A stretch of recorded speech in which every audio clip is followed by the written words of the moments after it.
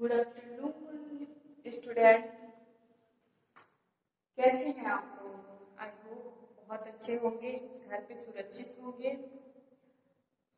तो स्टूडेंट, आज हम क्लास 8 वालों के बच्चे जो हमारे हैं उनके लिए हम आज फिर व्याकरण चैप्टर 1 एक्सप्लेन करेंगे, क्योंकि पिछले वीडियो में जो मैंने पहले हिंदी व्याकरण की डाली जो अपलोड हुई थी यूट्यूब पे, उस पे कुछ टॉपिक आपके हैं जो नए हैं। ठीक है, जैसे भाषा का जो हमने परिभाषा उसमें दिया था, मूल चीजें तो आपको पिछले क्लास में बताई गई थी, क्लास में बताई गई है, उसमें बताई गई है। ये देखिए, व्याकरण आप सभी के लिए है, हमारे जितने भी फर्स्ट से लेके 8 तक के बच्चों के लिए है। तो आइए हम इसके बारे में जान लेते हैं। भाषा किसे कहते हैं? शायद आप लोगों को याद भी होगा। भाषा मनुष्य के जीवन में वो साधन होती है जो एक दूसरे के विचारों को, भावों को आसान तरीके से हम किसी और को भी समझा सकते हैं और उसके विचारों को खुद भी समझ सकते हैं। इस चीज को हम भाषा कहते हैं। इस सही अर्थों में कहें तो जिस साधन से मनुष्य अपने भाव या विचारों को व्यक्त करता है और दूसरे के भाव और विचारों को समझता है, सुनता है, उसे हम भाषा कहते हैं। फिर आते हैं भाषा के भेद। तो स्टूडेंट कंफ्यूज मत होइएगा, उच्चारित किसे कहते हैं? उच्चारित जो हम अपने मुंह से बोलते हैं, सिर्फ वही चीजें हैं। मौखिक भाषा किसे कहते हैं? यानी कि जो हम अपने मुंह से बोलते हैं, बोलकर उसको पढ़ते हैं, वो वाक्य मौखिक भाषा कहलाती है। फिर इसमें दूसरा क्या है भाषा के भेद में? लिखित भाषा, जिसको हम लिखकर उसको वहाँ व्यक्त करते हैं, उसे हम लिखित भाषा कहते हैं। और सांकेतिक भाषा है, कुछ वाक्य ऐसे होते हैं जो हम मुंह से नहीं बोल सकते हैं, उसे हम संकेतों के द्वारा, हाथों से या अपने बॉडी लैंग्वेज से एक दूसरे को समझाने की कोशिश करते हैं। बट ये व्याकरण में इसको भाषा के रूप में इसका कोई स्थान नहीं दिया जाता है, लेकिन भाषा के भेद के एक इसका भी रूप होता है। ठीक है स्टूडेंट, आई होप आपको समझ में आया होगा। फिर भाषा के रूप आपने अभी तक तो उस वीडियो में देखा पहले वाले कि भाषा 4 प्रकार की मैंने समझाया था: मातृभाषा, प्रादेशिक भाषा, राष्ट्रभाषा, अंतरराष्ट्रीय भाषा। ठीक है, और क्लास 8 के बच्चों से मेरा रिक्वेस्ट है कि मेरा जो हिंदी व्याकरण का वीडियो है वो देखें और समझे। अगर नहीं समझ में आया तो प्लीज कमेंट करके उसको आप क्वेश्चन कर सकते हैं, मैम ये कैसे है, तो फिर हम बताने की और अच्छे से समझाने की कोशिश करेंगे। तो आइए, मातृभाषा किसे कहते हैं? मातृभाषा हम उसे कहते हैं जो बालक जन्म लेने से लेकर अपने माता और अपने परिवार के द्वारा जो भाषा सीखता है उसे हम मातृभाषा कहते हैं। फिर आते हैं हम प्रादेशिक भाषा पे। प्रादेशिक भाषा क्या होती है? प्रादेशिक भाषा वो होती है जिसे हम लिखकर, प्रादेशिक भाषा वो होती है जो हम किसी प्रदेश में बोलते हैं, उसे हम प्रादेशिक भाषा कहते हैं। जैसे कि उत्तर प्रदेश की भाषा, बिहार की भाषा, यहाँ सब की भाषाएं क्या है? हिंदी है। ठीक है, हिंदी है। और जैसे महाराष्ट्र में चले जाए तो अधिकतर उस क्षेत्र में हमको मराठी, गुजराती आदि भाषाएं सुनने को मिलेगी। फिर उसे इसको आसान तरीके से समझ लीजिए कि प्रादेशिक भाषा उसे कहते हैं जो किसी क्षेत्र विशेष में बोली जाती है, उसे हम प्रादेशिक भाषा कहते हैं। राष्ट्रभाषा किसे कहते हैं? राष्ट्रभाषा हम उसे कहते हैं जिसे हम अधिकांश भूभाग में यानी कि किसी देश के राष्ट्र के अधिकांश लोग बोलते हैं, उसे हम राष्ट्रभाषा कहते हैं। जैसे भारत की राष्ट्रभाषा आप सभी को पता है हिंदी है। ओके, अंतरराष्ट्रीय भाषा किसे कहते हैं? अंतरराष्ट्रीय भाषा स्टूडेंट उसे कहते हैं जिसे हम अपने देश से अलग के देश में यानी कि औरों देश में, कई देशों में बोली जाती है, वो अंतरराष्ट्रीय भाषा होती है। अंतरराष्ट्रीय भाषा एक ही को उसको हिंदी व्याकरण में उसका स्थान मिला है, वो है अंग्रेजी।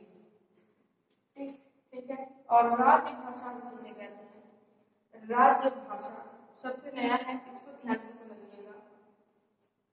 राज्य भाषा देश के कार्यालय या सरकारी जगहों पर जिन भाषा के प्रयोग से काम काज आदि किया जाता है उसे हम राज्य भाषा कहते हैं। जो हम हिंदी दिवस मनाते हैं 14 सितंबर 1979, 14 सितंबर 1949 जो संविधान के अनुच्छेद नंबर 343 के द्वारा हिंदी के राज्य भाषा घोषित की गई है और उसके उपलक्ष्य में हम हिंदी दिवस भी 14 सितंबर को मनाते हैं।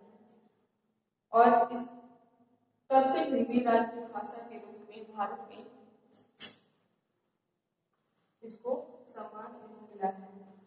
ठीक है बच्चों, फिर आते हैं हम छठवें टॉपिक जो संपर्क भाषा है। सबसे आसान कि किसी भी क्षेत्र में जो व्यक्ति एक दूसरे को जिस भाषा में बातचीत करते हैं, जिससे संपर्क करते हैं, उसे ही हम संपर्क भाषा कहते हैं। फिर हम बढ़ते हैं अगले टॉपिक पे। तो स्टूडेंट चौथा टॉपिक है कि आपका भारत की मान्यता प्राप्त भाषाएं। भारत में जिन भाषाओं को मान्यता प्राप्त है वो कितने हैं? 22। ठीक है, जो हम आपको यहाँ बोर्ड पे दिखाएंगे। पहली भाषा कौन सी है? हिंदी। दूसरी कौन सी है? असमिया। तीसरी बंगाली। चौथी गुजराती। पांचवा है बोडो। छठवां है डोगरी। सातवां है कन्नड़। आठवां है कश्मीरी। नौवां है कोंकणी। 10वां है पंजाबी। और अगला है उर्दू। फिर 12वां है मैथिली। 13वां है मलयालम। 15वां है मणिपुरी।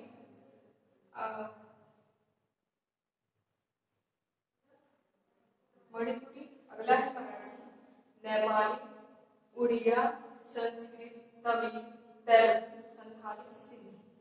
ये हमारे भारत की मान्यता प्राप्त भाषाएं हैं। देख लीजिए, आपको क्लियर दिख भी रहा होगा। ये हमको जानना बहुत आवश्यक है। ये कभी कभी जीके में पूछा जाता है, जहाँ कई लोग इसमें फेल हो जाते हैं, इसलिए हम आपको बताने की कोशिश कर रहे हैं। ब्लैक बोर्ड पे आपको दिख रहा है। फिर बढ़ते हैं अगले टॉपिक की ओर।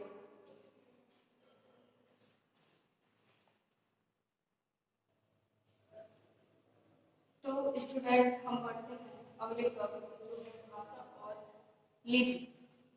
ओके, भाषा के बारे में मैंने आपको बताया कि भाषा व्यक्ति के जीवन में वो स्थान रखती है जिसको लिखकर, पढ़कर, बोलकर व्यक्ति एक दूसरे की गतिविधियों को आसानी से समझ लेता है।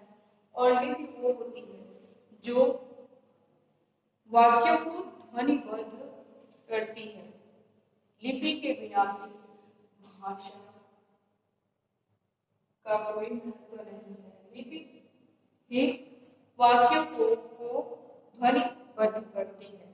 ओके, तो आपको पता है कि हिंदी भाषा की यानी कि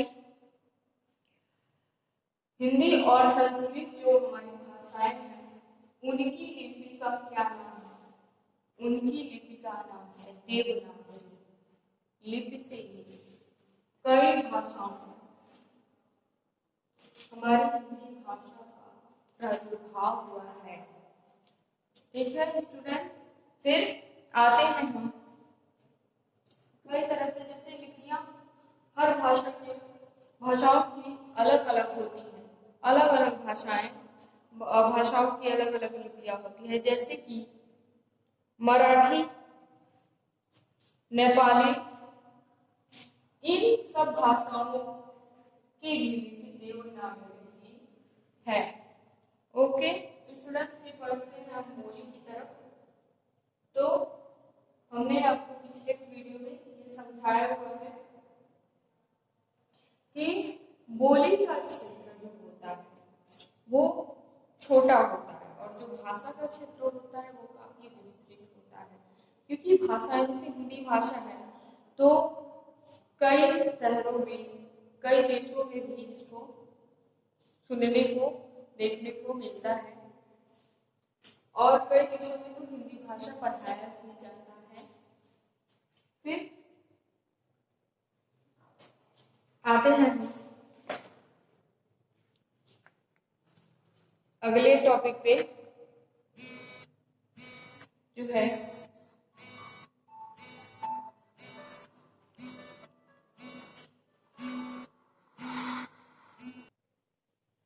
बोली जो है उसे हम अपने संपर्क भाषा में इसका यूज कर सकते हैं, बट जो सरकारी कामकाज है उसमें हम इसका यूज नहीं कर सकते हैं, क्योंकि संपर्क भाषा जो होती है वो आपस की होती है और उसमें ये बोली भी आती है। फिर आगे बढ़ते हैं अगले टॉपिक की तरफ जो है उपभाषा।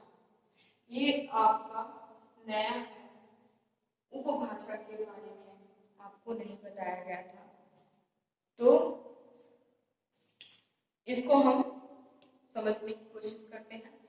बोली का विकास होने पर तो उसका क्षेत्र बढ़ जाता है, लेकिन पढ़ा लिखा वर्ग भी बोली को संपर्कों के रूप में प्रयोग में लाने लगता है।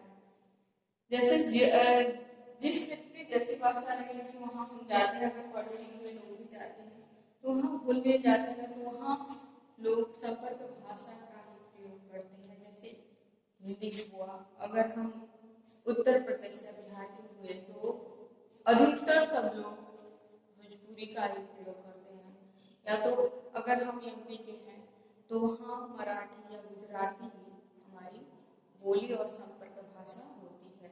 इसका क्षेत्र विस्तृत न होकर छोटा होता है। ठीक है, तो ये उपभाषा में हमारे ब्रज भाषा, अवधी, मैथिली आदि बोलियां भी आती हैं। साहित्यिक रचना में उपभाषा में एक स्थान इसका भी आता है। फिर आते हैं हिंदी की तरफ। तो स्टूडेंट, हिंदी क्या होती है आपको पता है? नहीं, क्योंकि इसके बारे में जानने की कोशिश अगर आपने की होती तो सब पता होता।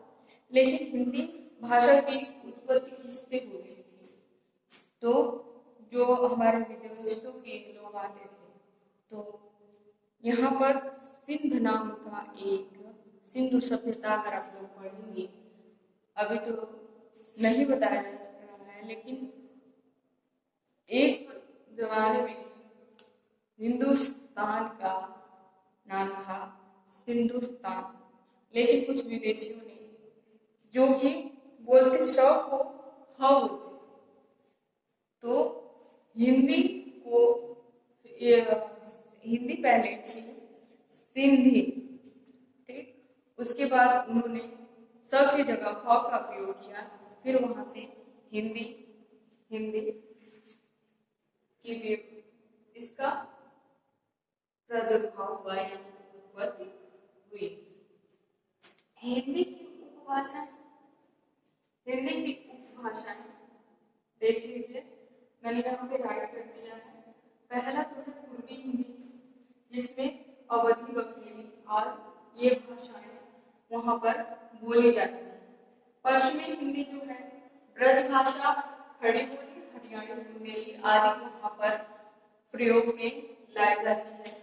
हिंदी भाषा की उपभाषा के रूप में बिहारी हिंदी है, मैथिली, भोजपुरी, मगही आदि। राजस्थानी हिंदी है माड़, जयपुरी, मारवाड़ी, मालवी इत्यादि। पहाड़ी हिंदी है गढ़वाली, कुमाऊनी। लेकिन स्टूडेंट, ये मैंने यहाँ पर तो समझा दिया है मालूम, और वीडियो के द्वारा भी आपको समझने में काफी आसानी होगी, लेकिन आपके पास क्लास 8 की ये बुक होनी बहुत आवश्यक है, अगर आपको एकदम अच्छे से समझना है तो। ओके फ्रेंड, फिर बढ़ते हैं हम अगले टॉपिक की तरफ।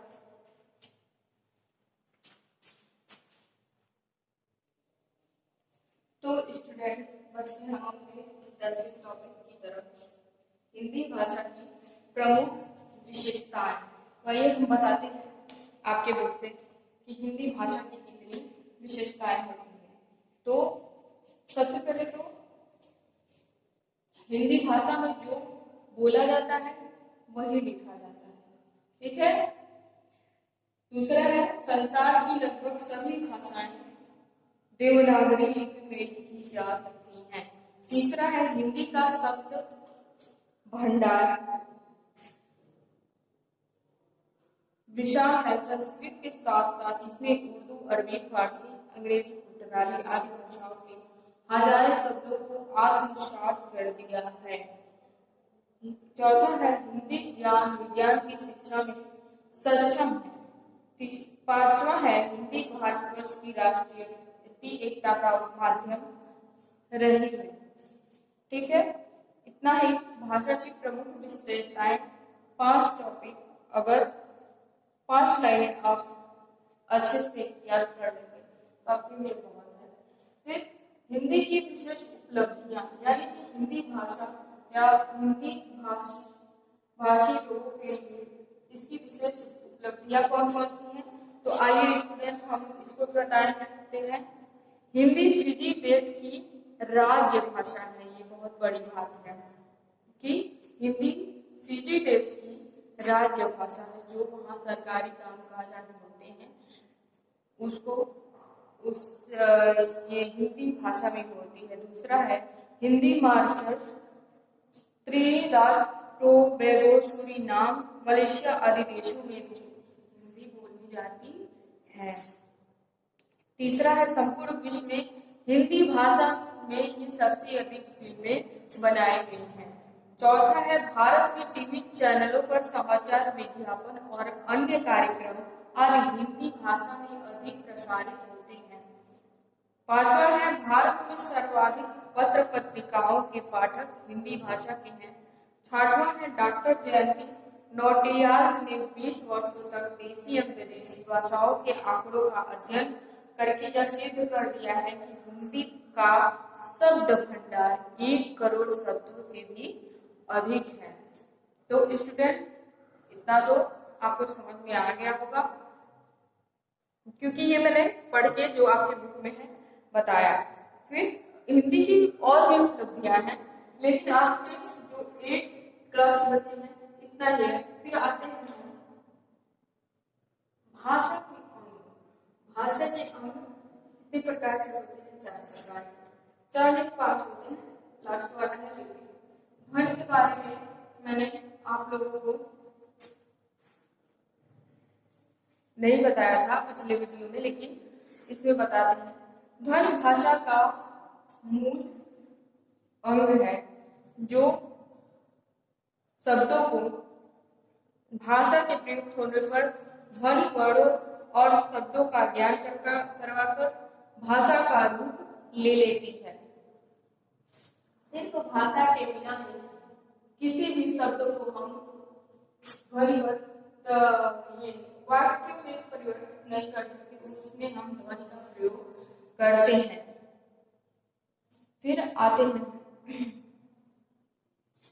लिपि के बारे में। मैंने आपको पहले भी बता दिया है। वर्ण या अक्षर के बारे में हम आपको बताते हैं। वर्ण और अक्षर ये मुख से उच्चारित ध्वनियों के रूप में छोटे छोटे चिन्ह हैं, जैसे अ, आ, क, च, ट, त, प आदि। ये वर्ण जो एक विशेष प्रक्रिया पाने पर भाव को अभिव्यक्ति या अर्थ प्रदान करते हैं, उसे ही हम वर्ण कहते हैं। फिर आते हैं शब्द पे। सार्थक ध्वनियों का वह समूह जिसको हम शब्द कहते हैं। वाक्य किसे कहते हैं? वक्ता के आशय को स्पष्ट करने वाले वह शब्द समूह ही वाक्य कहलाते हैं। फिर आपको व्याकरण के बारे में हमने पिछले वीडियो में बताया है। व्याकरण क्या होते हैं, व्याकरण के विभाग क्या होते हैं। तो स्टूडेंट उसको आप देखिएगा, और अगर आपको कुछ प्रॉब्लम हो तो कमेंट कीजिए, लेकिन बुक ले लीजिए जिसको पढ़ने में आपको और आसानी हो। और स्टूडेंट आप लोग घर पे बैठिए, अपनी पढ़ाई कीजिए, और सबसे बड़ी बात है पढ़ोगे तभी आगे बढ़ोगे। और सबसे बड़ी बात है ये अशोक इनोवेटिव ग्लोबल स्कूल, ये यूट्यूब पे सर्च कीजिए और सब्सक्राइब कीजिए और लाइक करना तो हमारे हर वीडियो को नहीं भूलिएगा। And thank you student.